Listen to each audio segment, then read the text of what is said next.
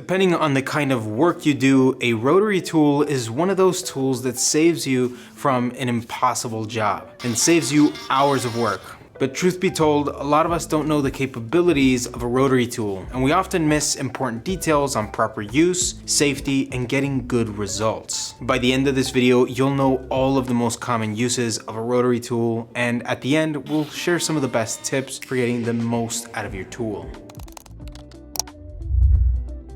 Dremel tools are the most popular, though this is actually a rotary tool, which is Dremel brand. You can find rotary tools from Harbor Freight to Milwaukee and everything in between. However, Dremel is the clear leader in the space owned by Bosch. In fact, for those of you unaware, the newer Dremels as of 2024 use the exact same batteries as the 12-volt Bosch tools, which did not used to be the case, solely based on the casing being slightly different, though the internals were the same, which was likely motivated by making sure that you had to own both a Dremel and a Bosch battery, and this would get the Bosch company a couple of extra bottle caps in their pocket. Fortunately, that's no longer the case, and now the batteries are unofficially compatible, so that's nice. An important thing that can often go overlooked, especially with a tool that looks relatively inoffensive, is safety. And it only takes one major injury with a high-speed tool to affect your whole life. So use precaution and wear, at a minimum, safety glasses. Then there's also the long-term harm you're doing to your body that you have to consider. Breathing in wood particles, metal shavings, oil fumes, and other particles may not present an immediate danger, but over the years is detrimental to your health. Additionally, the loud noises these tools make in particularly small or resonant spaces is also detrimental to your hearing health, both of which you'll only regret later in life. So wear a respirator mask with proper filters and use ear protection when applicable.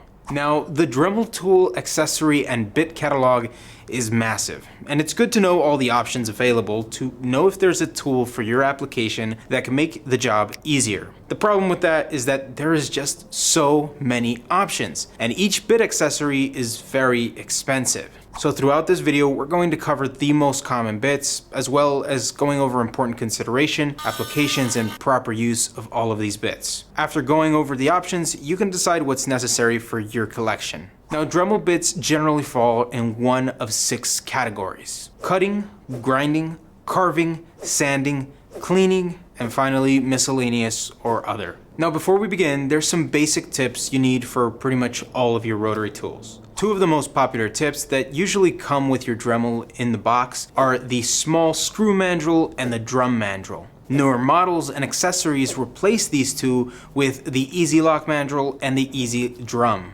The small screw mandrel is used for cutting wheels, some buffing pads, sanding paper, and grinding stones, and any attachment with a small hole in the center. The drum mandrel comes in 2 sizes and is used for sanding bands. Now, the Easy Lock versions of these are supposedly faster to use and change the accessory with no tool. But there's been plenty of criticism on these accessories. First of all, the Easy Lock only works with Easy Lock specific wheels, which are expensive and proprietary to Dremel. Additionally, many people have experienced the wheels flying out of the Easy Lock mandrel and claim the system is unsafe and unreliable. I've personally never had an issue with it, but it's good to know. The only other 2 common mandrels are the screw mandrel and the large screw mandrel. The screw tip mandrel is for all of your felt and soft pads that just screw into the tip of this and hold themselves in that way. And the large screw mandrel, as you can imagine, is for larger blades that have a larger hole, typically ones that are designed to experience larger forces, so a thicker, stronger mandrel is ideal. A special thanks to FlexiSpot for sponsoring this video. Now, I am never going back. Having a standing desk is a game changer, not only for saving my back, but for general comfort and usability here in my shop every single day. I use this desk non-stop, and the adjustability is awesome. A standing desk is perfect for the obvious reasons, like sitting down to relax and work and watch something on your computer, or to stand to stretch your back and legs and get the blood flowing, and you don't have to miss a beat on your work or anything. But the desk is also amazing at a lot more than just that. When I'm working on something intricate, I like to get the desk up real high so I can see that up close, or I could perfectly adjust the height for whatever job I'm doing or whatever it is that I'm working on. The adjustments are used for far more than I expected. And this isn't a rinky-dink desk. It has all the features. The desk can handle over 540 pounds static capacity. Its 3-stage legs means it has insane height adjustment, more than I will ever use. And the 4-leg design is rock solid. I mean, seriously, rock solid. It also has a USB charger on the hub and a 15-year warranty. So that's pretty cool. This desk is extremely stable, even when making adjustments. So if you want a really stable frame for premium use, I recommend the FlexiSpot E7 Plus standing desk with 4-leg design. So use the link in the description below to get your desk. Now let's look at the actual tools and tips used on these Dremels. First off, we have cutting blades, which come in many forms and applications for cutting plastic, wood, metal, and ceramics. Circular cutting blades, like all spinning cutters, have a technique to them based on the desired results. Table saws and circular saws have a specific direction of rotation, which is in the direction that pulls the material into the saw. Now, if you've ever seen those videos where the material is shot out of a table saw or there's kickback, that generally happens when the front end of the blade contacts the material, essentially cutting the material in reverse and causing kickback. Now, there's a lot more that goes into why kickback happens, but we could apply the same principles to a rotary tool. Now, when it comes to your typical Dremel, when looking at it from the user perspective, it spins clockwise. Now, if you're cutting it moving towards the left, the tool is pulling itself into the material it's cutting. However, if you're cutting to the right, the blade is pushing itself out of the material. This is particularly important to know because your tool will behave differently based on the direction you're going. To the left, the tool is more likely to pull itself deeper into the material, potentially cutting deeper and gouging the material more than desired. However, if you're moving to the right, your blade is pushing itself out, increasing the likelihood of the blade slipping and moving around on your material or kickback. In this direction, your blade wants to walk on the surface like some sort of race wheel. So use your technique accordingly and watch out for gouging or kickback based on the direction you're cutting. And just as a quick tip that's good to know, these effects that I just mentioned apply to all rotating cutting tools, including angle grinders, routers, circular saws, table saws, and so on.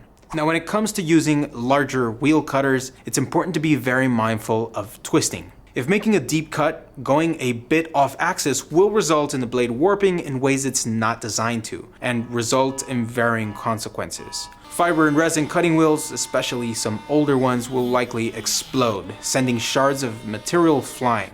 On the other hand, the less brittle metal wheels will instead bind in the material and uncontrollably kick the tool out, potentially in the direction of important body parts. You can find cutting wheels that are for wood, metal, plastic, ceramics, and multi-purpose. You'll also have your spiral cutting bits, which, unlike a drill bit, this bit is designed to cut along the flute edge, and is somewhat like a router bit, but this can be used for thinner materials like wood, drywall, and other composites and plastics that aren't very hard. Though there is a drywall specific cutter and a ceramic specific cutter. Moving on to grinders, this category is mainly composed of 3 major kinds, which are aluminum oxide grinding wheels, aluminum oxide grinding stones, and silicone carbide grinding stones. Grinding wheels are pretty self-explanatory, especially if you own an angle grinder. This wheel is essentially a mini grinding wheel from an angle grinder, which is mainly used for general grinding, deburring, and rust removal. Then you have your aluminum oxide and silicone carbide grinding stones, and these stones are color-coded to their material. Red and brown stones are aluminum oxide, and blue and green stones are silicon carbide. Now, most of these stones can be found in many forms and shapes. According to Dremel, and I quote, "You name the shape and there's one available." Aluminum oxide grinding stones, aka the red and brown ones, are used for sharpening any metal edge, that be it a knife, scissors, chisels, snips, pliers, wire cutters, scalpels, pruners, machetes, hatchets, And I can keep going, I have a list of like 40 more items, but I think you get the point. Now, aside from sharpening, aluminum oxide stones are also used to deburr, remove rust, smooth joints on welds, grind off rivets, and are generally good at grinding off material. Now, over time, these stones will lose their shape as you grind things unevenly with the stones. But Dremel states that you can reshape the stones with a dressing stone, thus extending the useful life of these tools, which is nice. Then we have silicon carbide stones, aka the blue and green ones. These stones are tougher than aluminum oxide and are made especially for use on very hard materials such as glass and ceramic. Next we have carving bits, which fall into 5 major categories, which are the carving bits, engraving bits, diamond bits, tungsten carbide bits, and structured tungsten carbide bits. It's also important to mention that there are some newer designs coming out from third-party companies and Dremel as well, and I'm sure that there will be new offerings for a long time to come after this video, but we're going to continue to cover the most common options available. We also have this Carbide shaping wheel, which the Dremel company categorizes as a sanding wheel, which I guess it technically is, since it's a grit that removes material, but its cut is so aggressive and fast that I personally consider it more of a carving wheel.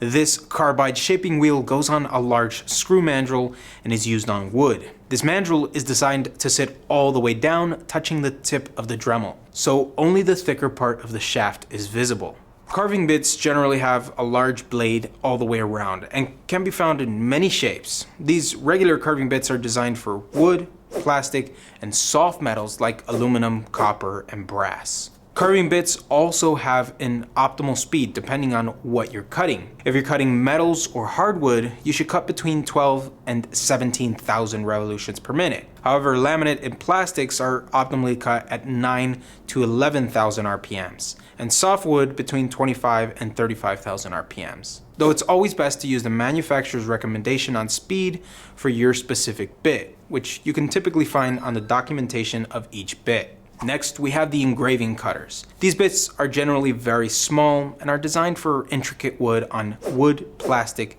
and soft metals. Diamond bits, unlike carving bits, are designed for harder materials, including glass, wood, ceramics, and hard metals like iron. They're particularly good at refining materials and doing detailed work, but Dremel advises against using these tips for drilling and deep aggressive cuts, so they're more for just refining hard materials on the surface. Tungsten carbide carving bits are similar to your regular carving bits, except the cutting blades are generally smaller and denser, meaning that there's more cutting blades and it removes less material at a time. These bits are ideal for cutting much harder materials such as hardened steel, ceramics, and other hard materials. This is kind of what you would use if you want to engrave your name on equipment or tools, which are generally hardened steel. Structured tungsten carbide bits are some gnarly aggressive looking bits with a bunch of teeth that are used to make more aggressive and fast material removal. Dremel recommends these bits for fiberglass, wood, plastics, epoxy, and rubber. And finally, in the carving category, we have a relatively recent offering from Dremel, which is the power carving bit. Similar to the structured tungsten carbide tooth bit, but this bit is a bit more uniform shaped and it's best suited for wood and plastic. Moving on to sanding, there are 4 main options, all of which are suitable for metal, glass, wood, composites, and plastic. First off, we have the tried and true drum sander, which, as mentioned earlier in the video, comes in 2 sizes. You also have the easy drum, which pops up to allow you to insert the band and push it back down, though I find it very difficult and I'm not a huge fan of it. You can find these bands in 60, 120, and 240 grit. There's also the sandpaper, which comes for use with the small screw mandrel and the easy lock mandrel, also in 60, 120, and 240 grit. We also have the flap wheel, which is only available in 80 and 120 grit. And finally, the finishing abrasive buff for delicate finishing jobs, which come in 180, 280, and 320 grit. Now, generally, any of these sanding accessories should be used below 15,000 RPMs, according to Dremel. Next, we have cleaning and polishing bits, which are great for preparing and finishing your work, especially in small spaces. The 2 main items in this category are felt wheels and brushes, though there's more we'll cover in a moment. You can find felt pads in 3 main sizes: the small wheel, the large wheel, and the point. All of these felt tips use the screw mandrel. You simply find the hole in the center and screw the pad down until you reach the flat end of the mandrel. Do not over tighten it or you'll loosen the fibers in the material and the pad will just fall out. Additionally, these pads should never be used over 15,000 RPMs. These felt pads on their own don't do a whole lot, but with a bit of polishing compound, which is usually included in your kit, you can refine most surfaces to a mirror finish. There's also a polishing cloth that's used with the Easy Lock system and impregnated wheels. These impregnated wheels don't need compound to be added, that's pretty much it. Next, we have brushes, which are excellent for cleaning up and removing rust or grime from tight spaces. Brushes come in 3 sizes: the small brush, the large brush, and the wheel. You'll also find these in 4 materials, varying in hardness and application.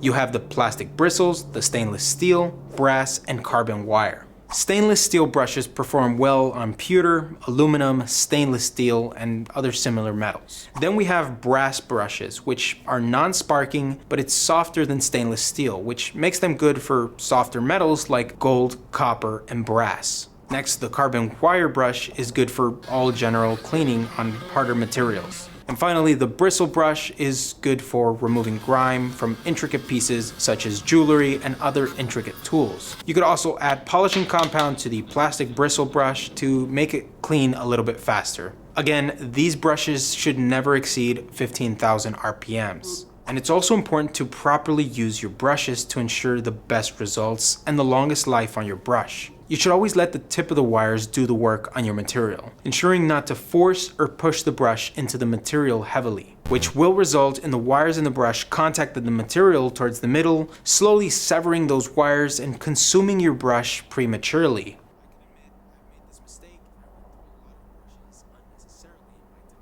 Now, besides all of these tips, we have a couple of other things that are less common, like the small drill bits for the Dremel, which are pretty self-explanatory. Though using smaller bits will require you to change the collet for a smaller one, or use a collet chuck for any size. You also have router bits, which do what a regular router would do, except at a smaller scale. And then there's lots of attachments and tools made by third parties, but there's a lot of third-party attachments for very specific applications. Now, we also have in a category of its own, Dremel accessories. And there's a lot of attachments and accessories for Dremel, and it's good to know what's available. The most popular accessory options from Dremel are the plunge router, which makes your Dremel into a mini plunge router, a flat guide cutter, which is often included in many kits, a grout guide, a right angle cutter, a right angle adapter, a circle cutting accessory, the flex shaft for lighter, finer work, a drill press for making very small, fine holes, a table router, and a couple of others, but these are the most popular. Now there's a lot more that can be said about applying these tools and caring for each and every one of these tools. A great way to refresh your memory and properly use your Dremel is to go over the user manual, and whenever you purchase a bit, read the documentation, as it'll often have important instructions on proper use, speed, and important details. If you're interested in any of the bits or tools shown in this video, there's links in the description below. These links support the channel and help us continue to make this content at no extra cost to you.